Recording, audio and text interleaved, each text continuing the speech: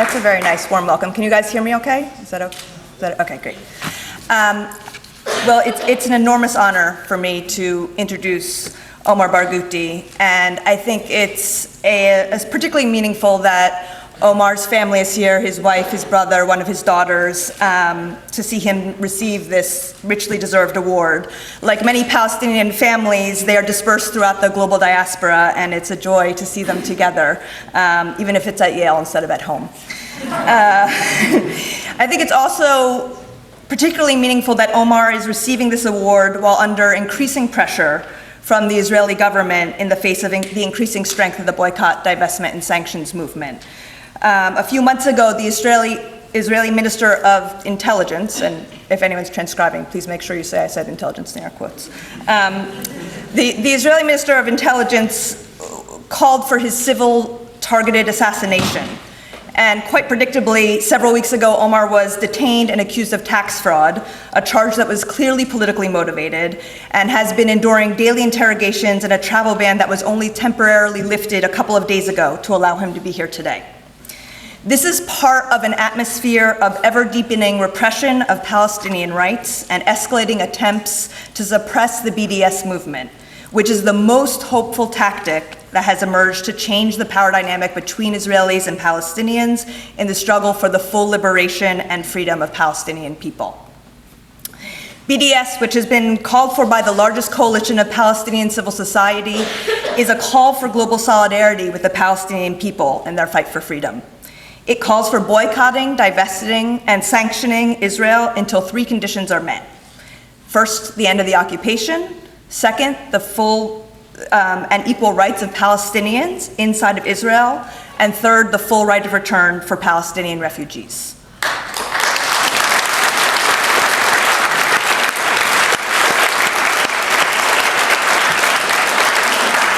This call has inspired activists from South Africa to Brazil to here in the United States to pursue creative and powerful campaigns in pursuit of these goals. Israel is increasingly willing to show its undemocratic face to the world in the face of its fear of the growing strength of BDS, which is an ironic sort of compliment, I think, and an acknowledgement of its growing power.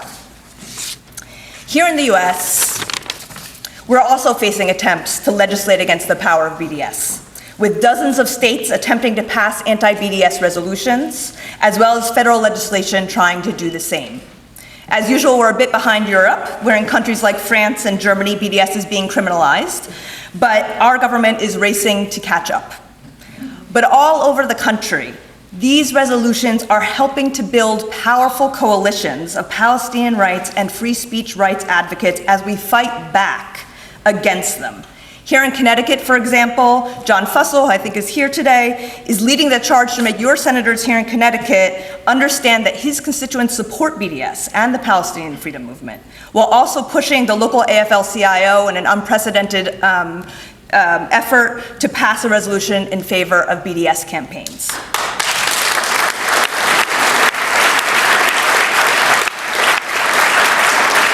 Both here and all over the country, these attacks only help to unite us and to make us stronger. So much that I've described, from hundreds, if not thousands, of BDS campaigns around the world, to millions of Israeli government funding to fight BDS, to federal legislation to suppress it, is thanks to the unceasing efforts of Omar Barghouti and his comrades in the Boycott National Committee.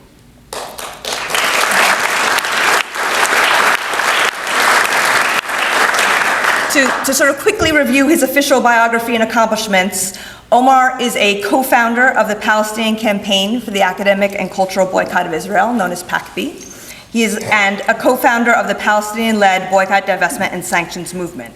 He holds bachelor's and master's degrees in electrical engineering from Columbia University and a master's in philosophy and ethics from Tel Aviv University.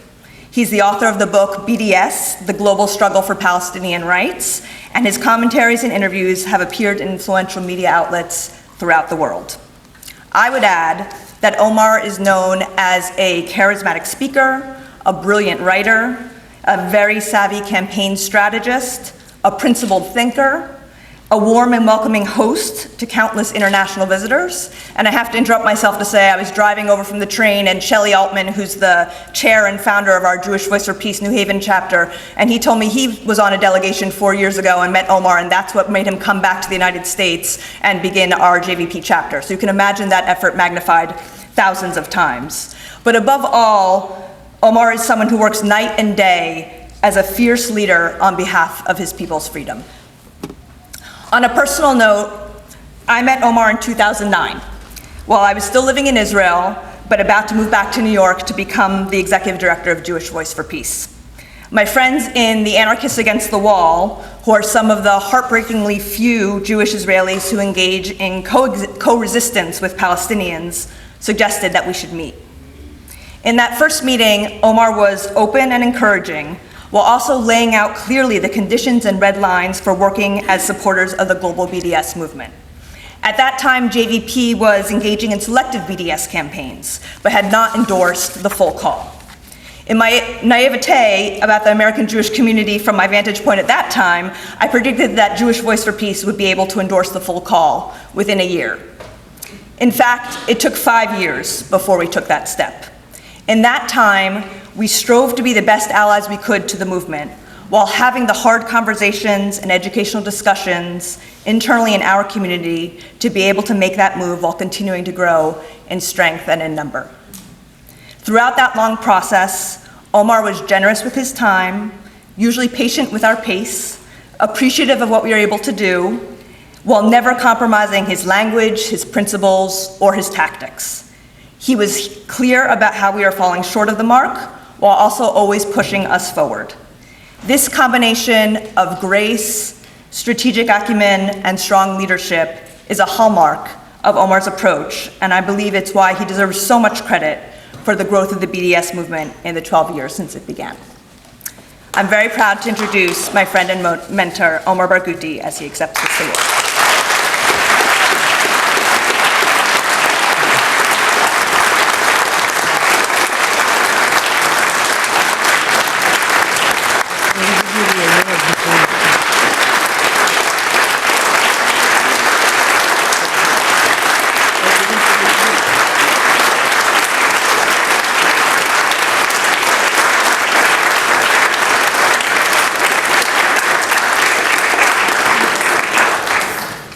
Reading from the certificate, Promoting Enduring Peace, Peace on Earth, Peace with Earth, presents the Gandhi Peace Award to Omar Barghouti for your work in the cause of Palestinian human rights and your leadership in the boycott, divestment, and sanctions movement, despite threats against the movement and your person by a state power that arrogantly rejects all criticisms and censure. For your efforts to devise innovative, peaceful tactics to bring pressure and moral suasion against forces of injustice. They shall beat their swords into plowshares and their spears into pruning hooks. Nation shall not lift up sword against nation, neither shall they learn war anymore. 23 April 2017, New Haven, Connecticut.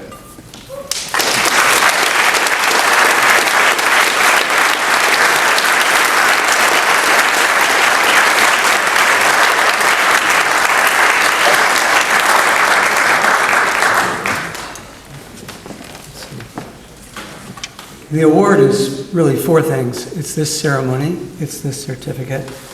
It's a beautiful medallion engraved, made out of peace bronze, which is metal melted down from the control systems of nuclear weapons. For the first time, we made it wearable.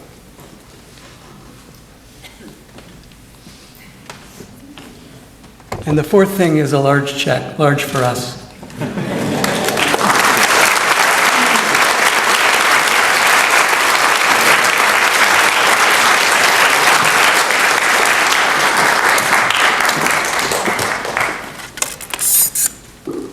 Thank you very much for this honor. I'm really touched by the generosity and by this whole process. I'll start with salam, peace. This age-old traditional Arab greeting has survived against all odds.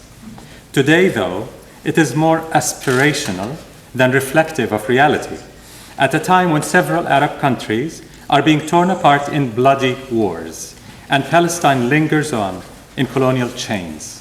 Regardless, salam, peace. As I humbly accept the Gandhi Peace Award for 2017, jointly with the indefatigable rights campaigner Ralph Nader, I thank Promoting Enduring Peace for it. I dedicate it to the heroic Palestinian political prisoners on hunger strike in Israel's apartheid dungeons, and to every Palestinian refugee yearning to return home to Palestine, to reunite with the land and the homeland.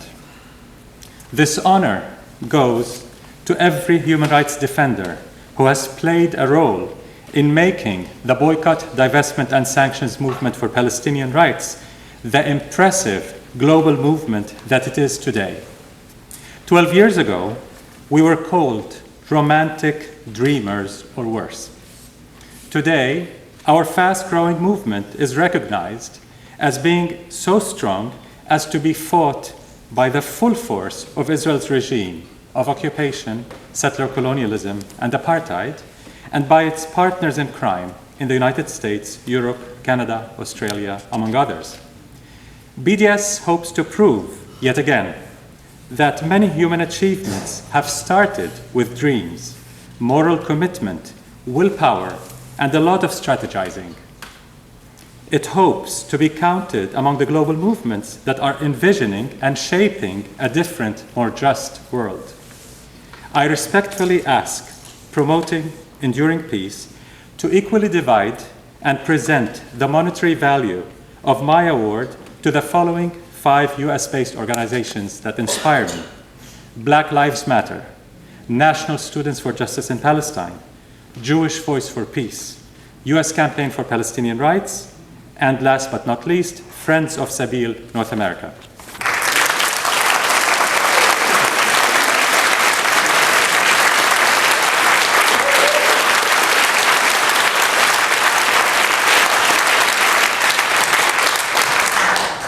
When I first learned that I was chosen with Ralph Nader as a winner of the Gandhi Peace Award for this year, a thought crossed my mind about the awarding organization's name, Promoting Enduring Peace, or PEP, as the acronym goes. I'm sure I'm not the only one in this room who cannot help but think of this acronym's other connotation in the United States, progressive except on Palestine. Without doubt, though, Promoting Enduring Peace has proven to be another sort of PEP, progressive even on Palestine.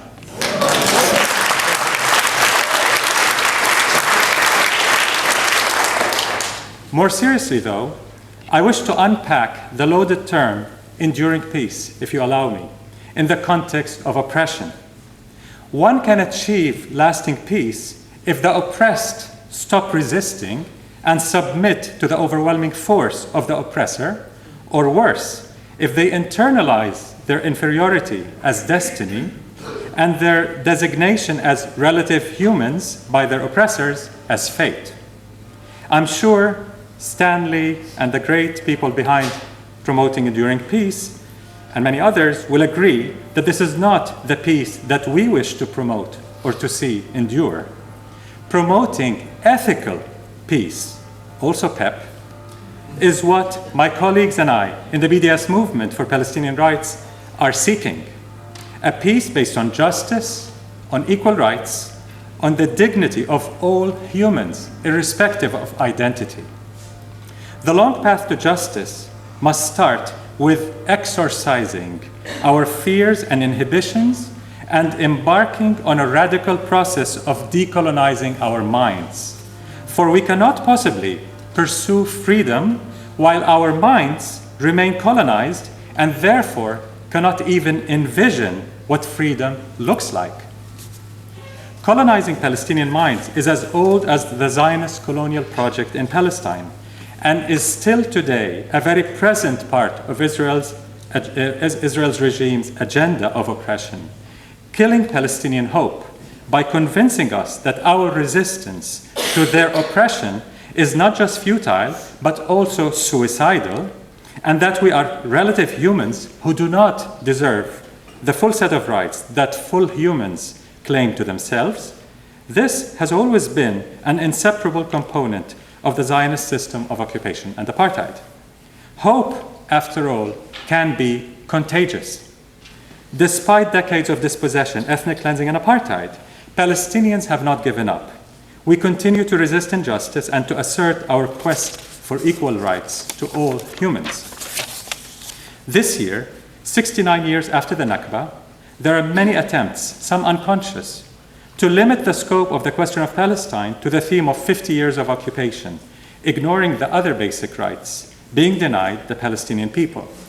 Many Palestinians see this as yet another attempt to gatekeep our aspirations and to force us to limit our rights to what is acceptable by the hegemonic forces that be.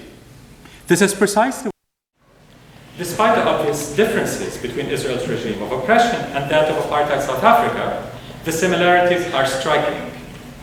South Africa's Speaker of Parliament, Rebecca Vilkomerson, has recently stated, quote, "Apartheid in South Africa was a picnic compared to what we've seen in the occupied Palestinian territories," end of quote. Anchored in the Universal Declaration of Human Rights, the BDS movement has consistently and categorically opposed all forms of racism and racial discrimination, including Islamophobia and anti-Jewish racism. The movement believes that a person's identity should never diminish or restrict his or her entitlement to rights. BDS therefore targets complicity, not identity. It is an inclusive movement that enjoys growing support among diverse communities, including a growing number of Jewish Israeli BDS supporters, which we're very proud of. Since hope based on illusions cannot possibly bring the oppressed any closer to justice, one must always ask whether the hope that we're nourishing is based on not just morally consistent, but also effective strategies of resistance that can take us there. In this respect, the impact of BDS must be assessed in light of its two closely related strategies: raising awareness worldwide about the UN-stipulated rights of the entire Palestinian people, and raising the material and psychological cost of Israel's regime of oppression by mobilizing individuals, institutions, civil society, and eventually states to end their practical complicity in maintaining this regime.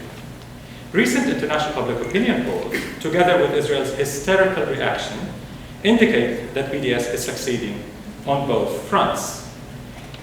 Days ago, the municipality of Barcelona announced measures to end complicity in Israel's occupation and settlements and defended the right to BDS.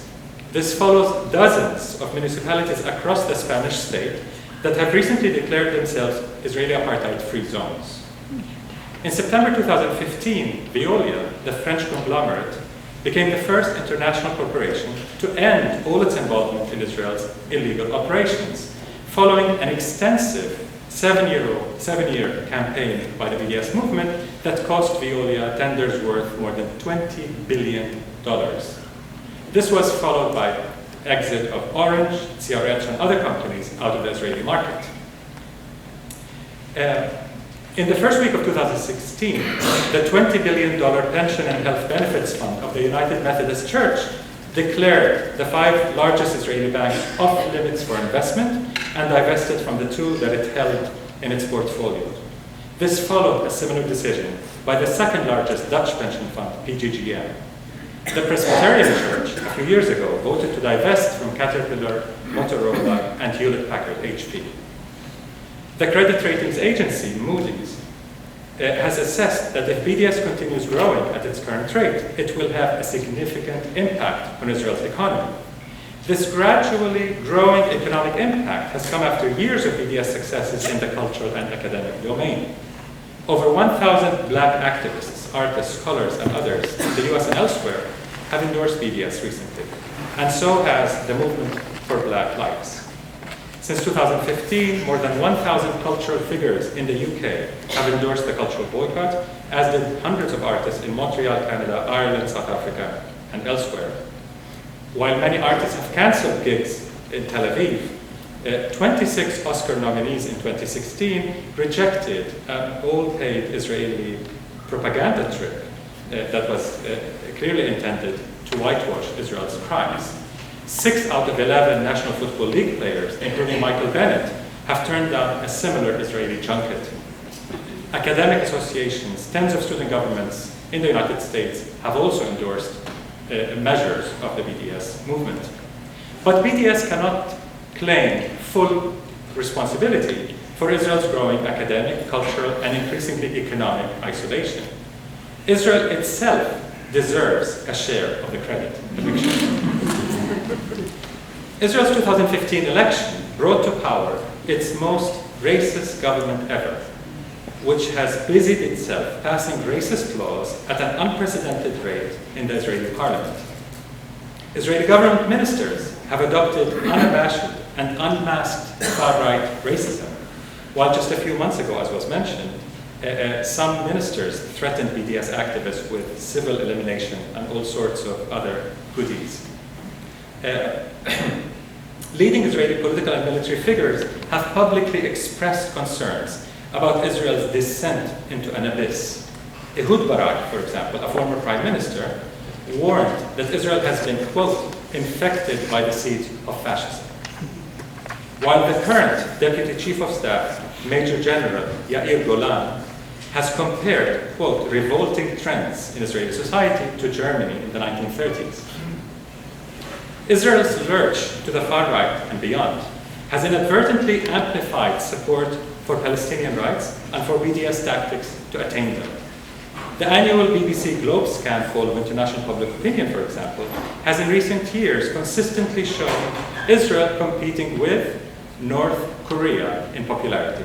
In the United States, Israel faces a steady erosion of its standing among minorities, women, and millennials in general.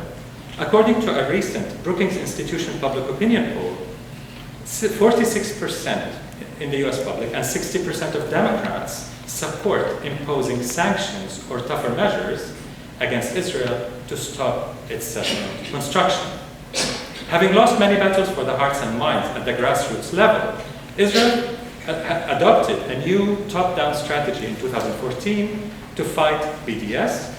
And this strategy, which evokes memories of McCarthyism, employs legal warfare, espionage, and intensified propaganda to undermine or even outlaw BDS.